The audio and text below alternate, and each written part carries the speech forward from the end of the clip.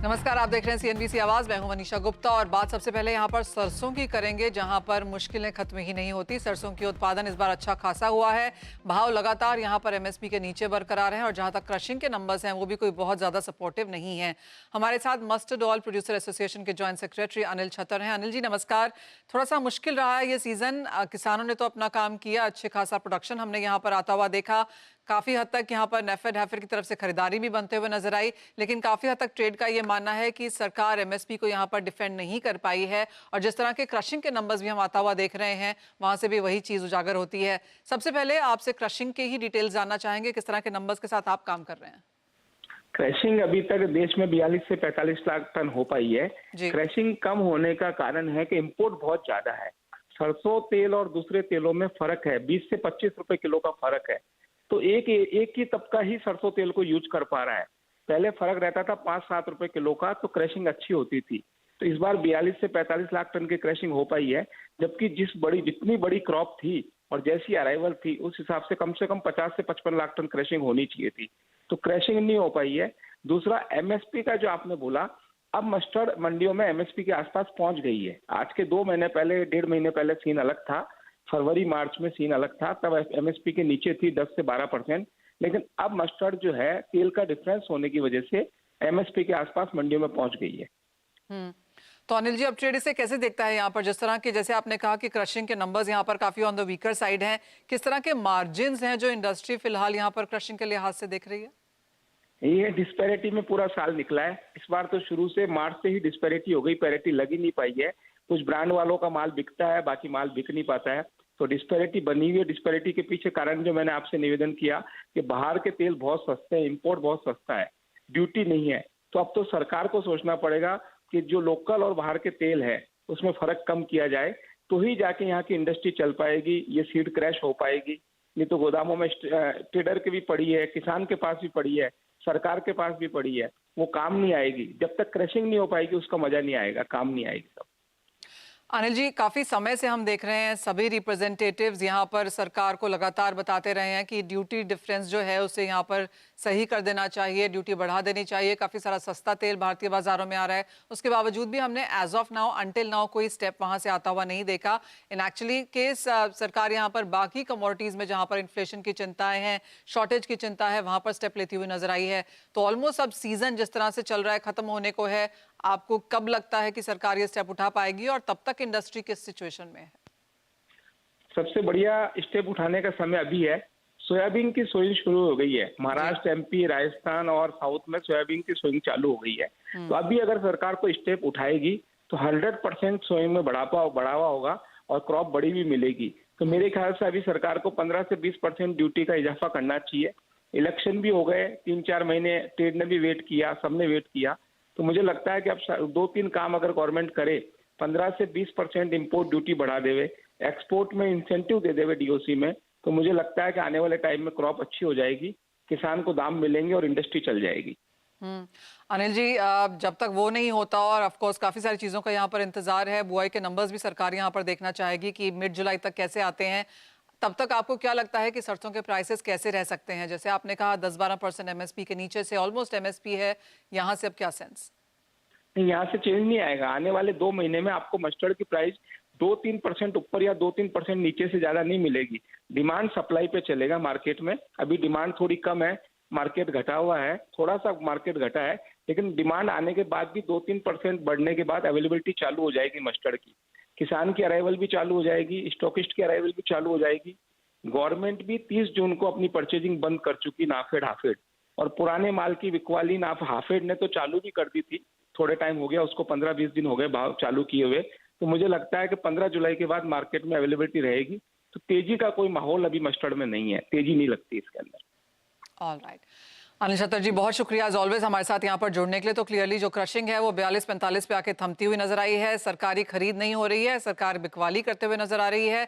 और जहाँ तक भावों की बात है, ऊंचे जाएं ऊपर जाएं, यहाँ से इसकी कोई स्थिति है ही नहीं।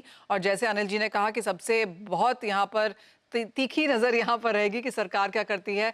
सोया की बुआई यहाँ पर शुरू हो चुकी है और क्या हम वो ड्यूटी का जो खेल है वो यहाँ पर पूरा होता हुआ देखते हैं, जितनी चीप ड्यूटी है उसको बढ़ता हुआ देखते हैं। अगर नहीं तो शायद यहाँ पर भी कंसर्न बनी रहेगी।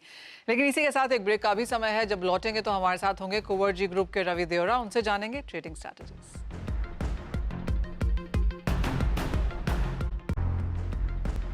नमस्कार, हमारे साथ अब कुंवरजी ग्रुप के रवि देओरा जुड़ रहे हैं। रवि नमस्कार, आपके टॉप पिक्स आज के बाजार में कहाँ हैं?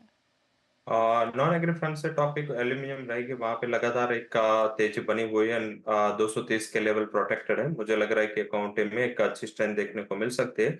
230-50 पे बाय करें 229 के एक छोटे स्टॉप लॉस के साथ। 235 तक के लेवल वहां पे आगे एक्शन हो सकते हैं। तो मुझे लग रहा है कि नॉन एग्री बास्केट से ये अकाउंट पे ध्यान रखना चाहिए। एग्री बास्केट पे हमने पहले भी जिक्र किया था। आई थिंक कैस्टर मुझे लग रहा है कि एक अच्छी मोमेंटम में है। साथ में कैस्टर ऑयल जो प्राइसेस 1150 के करीब पहुंच चुके थे, अभी वहां पे अच्छी रिकवरी आ चुकी है। 1180 के करीब कैस्टर ऑयल ट्रेड कर रहा है। अगर ये 1200 के ऊपर ट्रेड हुआ तो एक काफी अच्छी मीन्स की अपॉर्चुनिटी इसमें रहेगी। तो मेरे हिसाब से कैस्टर सेल पे फोकस करें।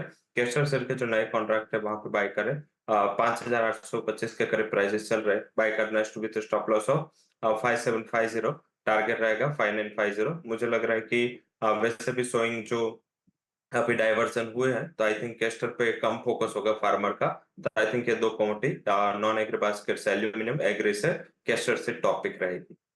ऑलराइट, तो खरीदारी की राय यहाँ पर कैस्टर सीड में और एल्यूमिनियम में फिलहाल आती हुई। लेकिन आगे बढ़ते हैं और दर्शकों को अपने साथ जोड़ते हैं क्योंकि वहाँ से उनके सवाल भी हैं। हमारे साथ एक मैसेज आया है पलाश माने का, एमपी से। चांदी ये लेके बैठे हैं 73,500 के स्तरों से। रवि जानना चाहते हैं कि कब तक होल्ड करें? डेफिनेटली आपकी चांदी आपने एक अच्छे लेवल पे बाय किया। आई थिंक 89,000 88,800 का अभी भी सपोर्ट नहीं ब्रेक हो रहा है। तो आई थिंक अभी होल्ड करना चाहिए। अपर साइड जैसे ही ये 90,100 का लेवल जो नया कॉन्ट्रैक्ट है वो ब्रेक करेगा, आपको एक अच्छी रिकवरी के लिए ये कमोडिटी तैयार होगी। मुझे लग रहा है कि होल्ड करना चाहिए। अगर आपकी करंट वायदे में पोजीशन रोल ओवर कर दे नेक्स्ट वायदे में, आई थिंक ये कमोडिटी आगे 90,800 से लेकर 92,000 तक जा सकते हैं। होल्ड करें। एक स्टॉप लॉस लगा सकते हैं आप ट्रेलिंग माइन में 87,000। ऑलराइट, तो करंट लेवल्स का आप स्टॉप लॉस लगा सकते हैं। अच्छी खासी ऑलरेडी आपके पोर्टफोलियो में चांदी बनी हुई है, तो यहाँ से और तेजी की एक्सपेक्टेशन भी है। एक और मैसेज आया है इसी बीच मेहसाना गुजरात से, रतिलाल जी का। कच्चा तेल ये 5500 के लेवल्स के आसपास से लेकर बैठे हैं, क्या करना चाहिए इनको? जरूर से ये भी ब्लैक गोल्ड है। आई थिंक काफी अच्छे लेवल पे आपने बाय किया है। कुछ ना करें, ये लेवल पे आप कॉल ऑप्शन बेचते रहे। एट द मनी 7,000 का कॉल ऑप्शन है, वो 170-80 के करीब चल रहा है। ये ऑप्शन बेचते हैं, आपका 7200 में प्रॉफिट बुक होगा। जो रैली आई है, मुझे लग रहा है कि 7200 तक ये शायद एक्सटेंड हो सकते हैं, बट उसके बियॉन्ड जाए ऐसे फंडामेंटल में कुछ ज्यादा आप ही चाहिए, क्योंकि जियोपॉलिटिकल रिस्क एंड सप्लाई की कमी ये ऑलरेडी प्राइस ने डिस्काउंट कर लिया है। तो यहाँ से मुझे ज्यादा तेजी नहीं दिख रहे। तो पार्शली आप पोजीशन को एज कर लें और कॉल ऑप्शन बेच के आपके पोजीशन पे आप वहां पे यील्ड ज्यादा जनरेट कर सकते हैं। ऑलराइट, इसी के साथ एक और सवाल भी ले लेते हैं और ये एमपी से मुकेश जी ने भेजा है। मुरैना से ये किसान हैं और इनके पास 1000 क्विंटल सरसों पड़ी है। क्लियरली सरसों पे अब अभी हम ब्रेक के पहले बात भी कर रहे थे कि किस तरह से भावों में कोई बहुत ज़्यादा तेज़ी की उम्मीद नहीं है। ये डेरिवेटिव्स में भी कमोडिटी नहीं है, लेकिन रवि यहाँ पर क्या सेंस बनती हुई नजर आ रही है आपको? जब से ये जो सरसों आई थिंक डेफिनेटली एक अच्छे लेवल पे आ चुके हैं। जो आगे बात भी हो रही थी, लोअर लेवल से अच्छी रिकवरी वहां पे आ चुके हैं। मुझे लग रहा है कि अगर ये प्राइसेस यहाँ से 101 रुपए और बढ़े तो आई थिंक एक बार बिक वाली कर देनी चाहिए।